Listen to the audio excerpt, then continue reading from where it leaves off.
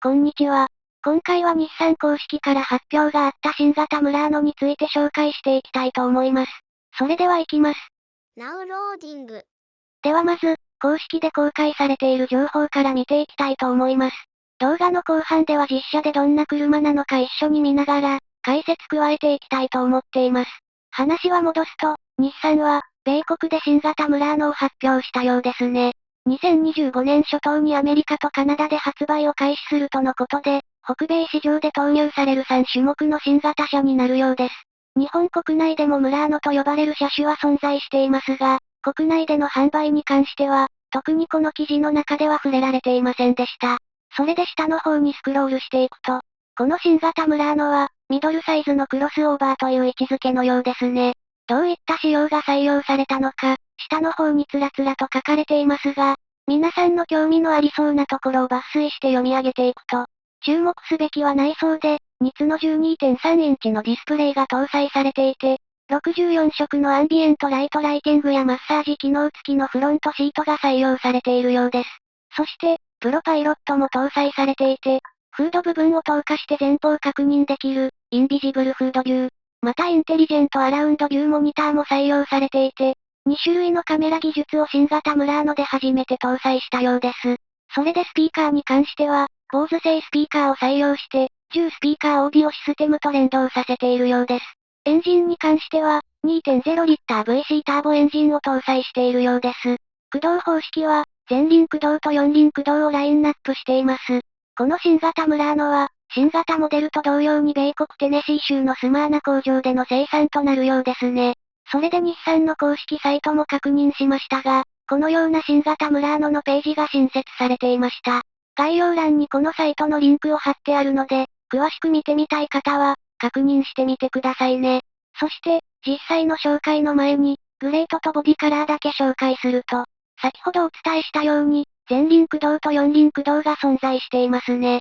前輪駆動は FWD、前輪駆動が AWD です。そしてグレードは、四輪駆動の場合は、SV、SL、プラティナムの3グレード存在していますね。前輪駆動の場合は、SV グレードのみでした。このことから、二輪駆動で、かつ、一番低価格の SV グレードのみを設定することによって、車両本体価格の最安値をより安く見せようという試みが伺えます。それで私のこれまでの調査をもとにすると、おそらく、四輪駆動の SL かプラティナムが人気が高いと考えます。エクストレイルも、国内では上級グレードの G グレードが人気だったりしているので、プラティナム購入する人多いのではないでしょうかね。ということで、実際の車両を見ていきたいと思います。まず、この新型ムラードのフロントフェイスについてですが、正直、公式サイトで掲載されていた画像の印象と異なっていました。特に印象が違うと感じたのは、ヘッドランプ下回りですね。ヘッドランプ下には、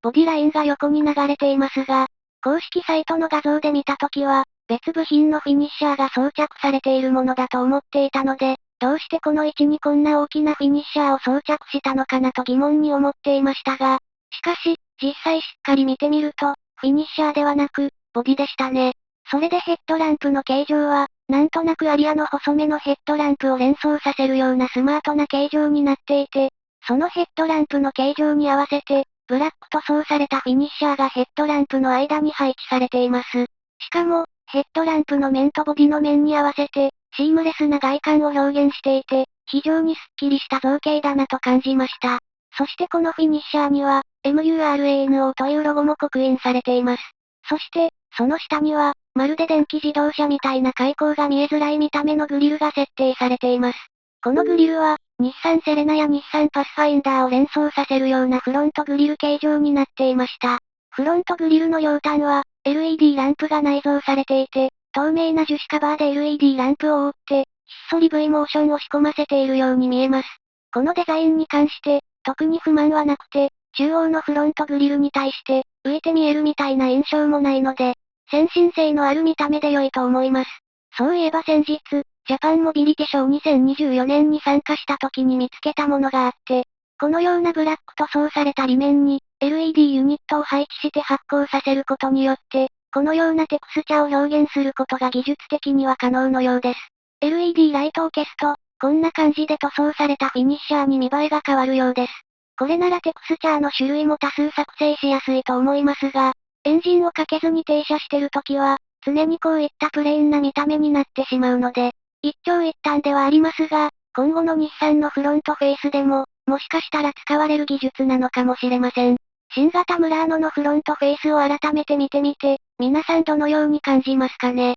結局これだけ近寄っても、フロントグリルの中見えがしないのがすごいですね。そして、ロアの部分も見てみると、グリルの部分はマットになっていますが、それ以外はブラック塗装されていることがわかります。そして中央のエンブレムなんですが、新型ムラーノでも、エンブレムにカメラを搭載させていますね。これ結構遠目で見ても目立つので、私は気になってしまうんですよね。エンブレム自体はスタイリッシュでかっこいいと思うので、もう少しエンブレムを引き立てて、カメラは別のところに配置してほしいですね。そしてボンネット周りのボディ形状なんですが、新型ムラーの作り込みがすごくて、ボディの端末のエッジが綺麗に出ていて、ボディの分割が美しいんですよね。造形美という言葉が似合う、外装だなと感じました。特に注目すべきが、ボンネットとヘッドランプ、フロントフェンダーの分割ですね。何がすごいのかっていうと、ヘッドランプの形状に合わせて、ボンネットとフロントフェンダーのラインがずれなく、一線で繋がり、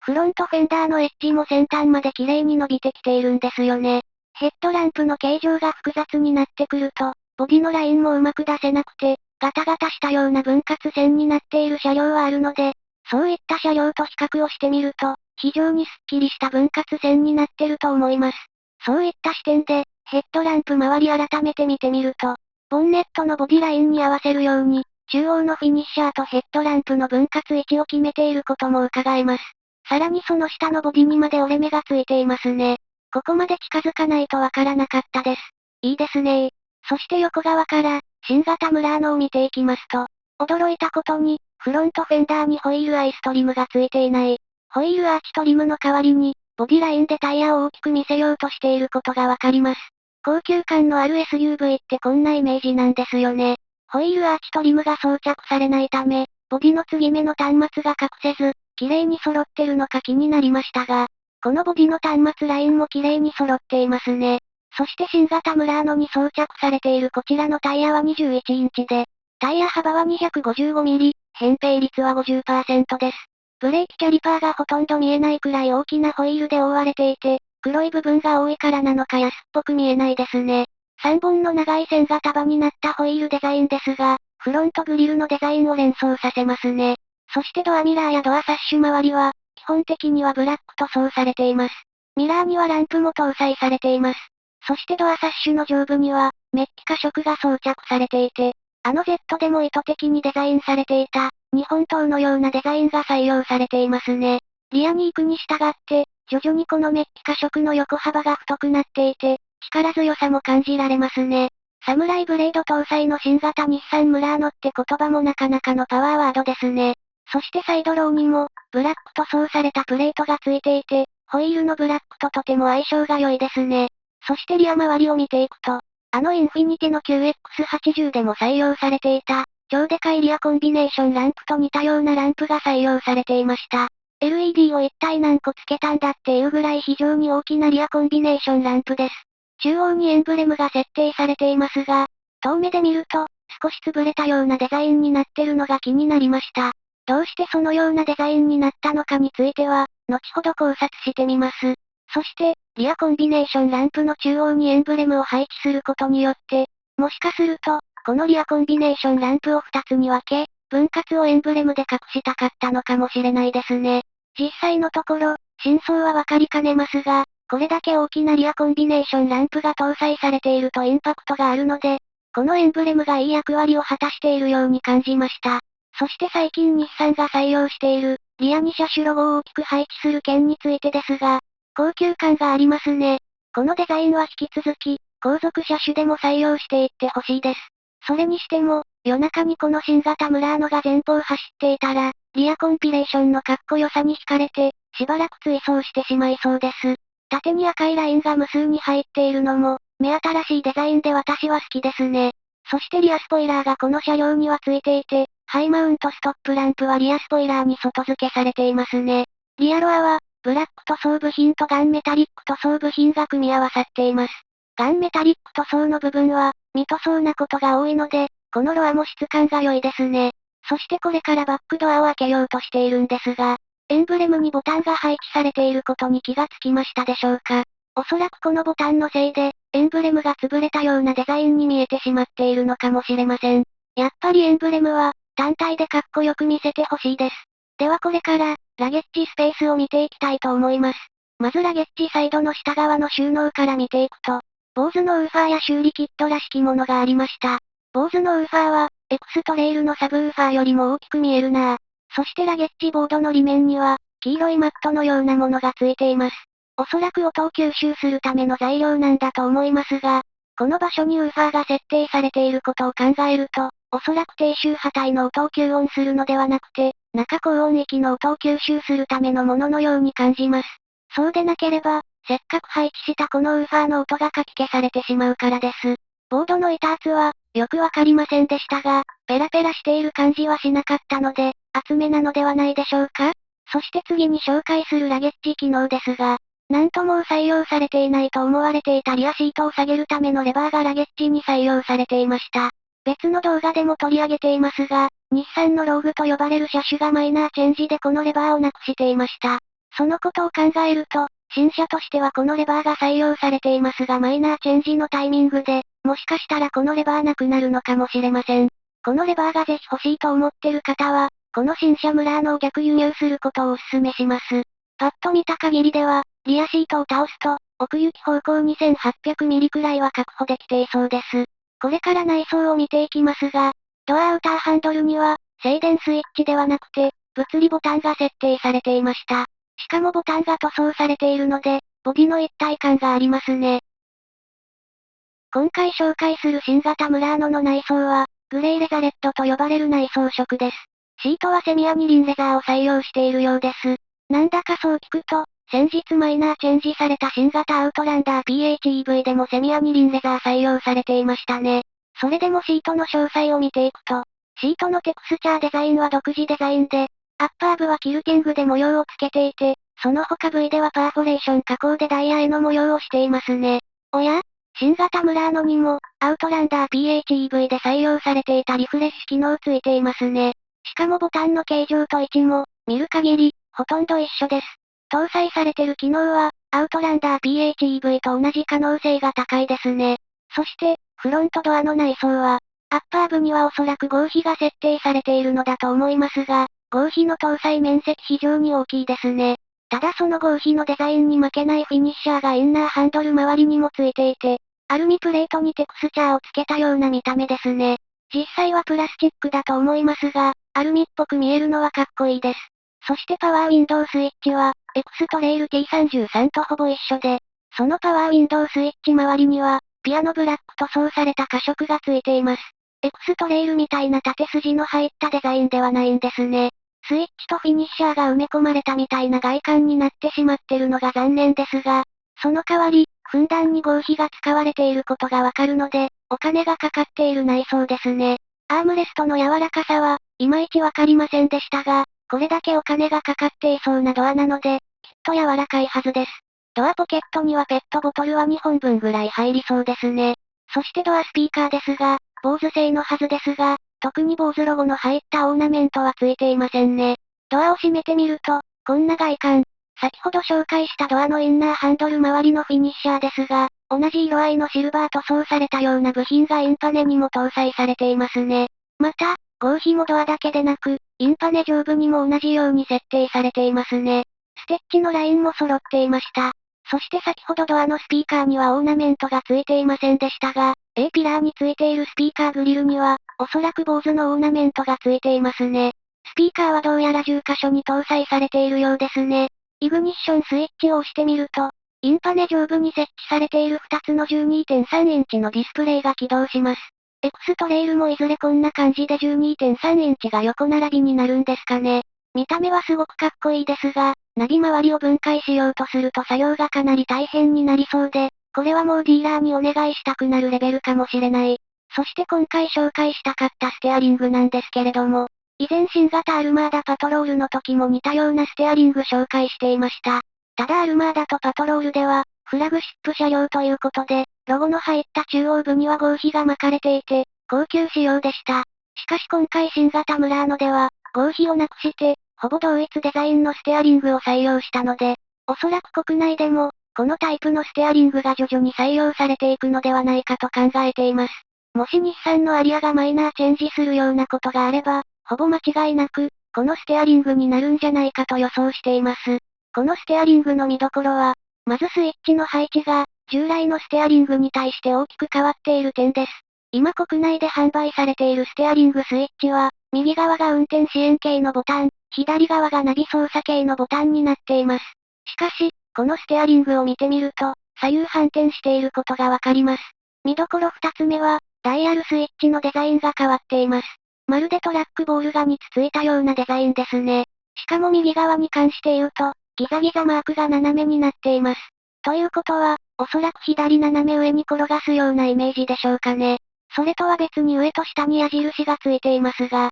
これはおそらくブラック塗装されたこのプレートが沈むのか、静電スイッチで上下のボタン入力ができるといった感じなのではないでしょうか。そしてこのステアリング、あんまりのっぺりしていなくて、立体感があるのがかっこいいですよね。ただ変わらず、本側の巻き込みは、ここまでですね。日産以外はこの辺りまで合皮を伸ばすのですが、デザイン重視なのか全く本側の設定範囲変える気配ないですね。というよりも、もはや、親指はこの場所に引っ掛けるべきではないのかもしれないですね。ジャーナリストの人でさえもよく親指を引っ掛けてる人を見かけますが、衝突事故を起こしてタイヤが勝手に回転したら、それと同時にステアリングもタイヤに合わせて回転することになるので、親指をステアリングに引っ掛けていると、手を持ってかれて、脱臼したり、突き指するリスクが出てきそうです。そしてステアリングの後ろには、パドルシフトもついています。ヘッドアップディスプレイが装着されていますね。メーターフードは見たこともないような横長タイプで、